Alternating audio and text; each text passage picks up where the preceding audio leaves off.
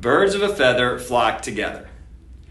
I've been encouraging a lot of CEOs I've been meeting with over the past couple of weeks to think about this. Birds of a feather flock together. Because what's happening is, a lot of people are getting paralyzed with making decisions because they don't want to lose people that only want to be remote, or they don't want to lose people that only want to be in the office. And what I'm trying to encourage them to think about is that, birds of a feather do flock together. So if your leadership team wants to be back 4 days a week or 5 days a week, that's okay. Make the decision, and the employees that want to be back will come back. And the ones that want to stay remote, well, they may leave for a remote company, and that is okay. Conversely, if you're a remote company and you decide you are going to be remote and you have people that do want to come back to the office, they may leave for a company that is back into the office. And again, that is okay.